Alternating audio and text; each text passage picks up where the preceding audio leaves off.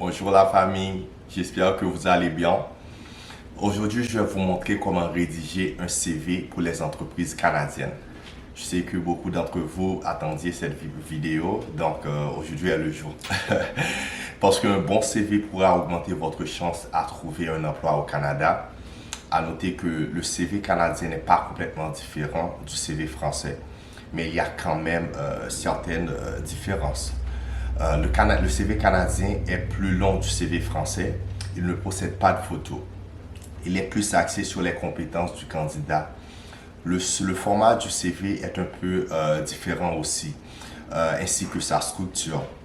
Il est très important que vous fassiez attention au vocabulaire utilisé dans le CV, surtout pour ceux relatifs au diplôme.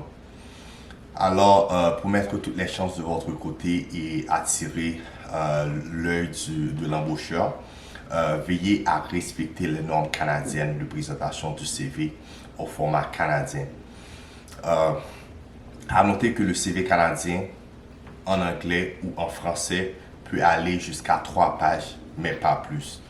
Le CV de 3 pages est réservé aux profils expérimentés avec des carrières longues, donc des personnes qui ont déjà commencé à travailler. Un candidat fraîchement diplômé ou débutant optera plutôt pour un CV de 2 pages, un CV un peu plus court. Mon conseil pour vous est de toujours aller droit à l'essentiel et rendre la lecture facile, logique et agréable. Ça, c'est très important. Voici quelques règles élémentaires à suivre pour une meilleure présentation. À noter que j'ai le CV ici, mais je vais le mettre comme dans la description de cette vidéo. Il y aura un article qui aura le modèle du CV. Donc, vous pourrez aller voir le CV ou même le télécharger si vous voulez pour que vous puissiez vous inspirer de ce CV. Donc, c'est ça. Le bon format pour un CV Canada doit avoir 2 ou 3 pages idéalement, comme j'ai mentionné tantôt. Et l'interligne avec des interlignes assez larges et marges uniformes. Ça doit être aligné. Vous devez aligner le texte à gauche. Utiliser des listes à plus pour décrire vos expériences et études. Donc, ne pas trop charger la page d'éléments avec des éléments graphiques. C'est très important. Puis, une autre chose, c'est de commencer votre CV canadien par une en-tête et un titre.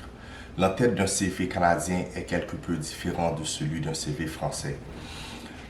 Comme sur les CV anglo-saxons, le titre du CV se situe dans l'en-tête sous le nom du candidat et non à part, comme c'est généralement le cas pour un CV français. Au Canada, un CV ne doit pas comporter d'informations d'ordre personnel, comme l'âge, la date de naissance, le sexe, la situation maritale, et ce pour éviter des discriminations. Mon conseil pour vous est le suivant. Si l'offre est en français, répondez-y dans la même langue. Pareil si c'est en anglais. La meilleure chose à faire est de préparer 2 CV et de préparer 2 CV dans les 2 langues pour être prêt à toute éventualité. N'oubliez pas que le Québec défend la langue française, alors un recruteur ne pourra pas vous reprocher d'utiliser le français.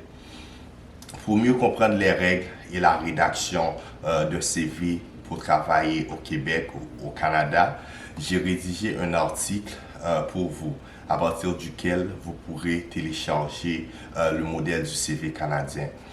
Vous trouverez le lien qui vous dirigera vers cet article dans la description de cette vidéo, ou du moins si vous êtes sur TikTok ou sur Instagram, vous pouvez aller sur skg.nlogia.ca qui est mon site.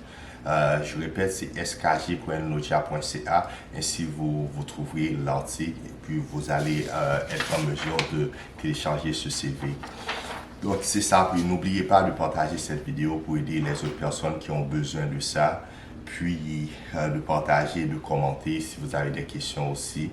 Puis n'oubliez pas que SKG et Nodia sont complètement indépendants, à ne pas confondre avec des représentants du gouvernement d'une nation. Encore une fois, c'est toujours un plaisir pour moi de vous aider, de vous guider. Puis merci encore de votre encouragement et vos soutiens. Merci, SKG. Bye bye la famille.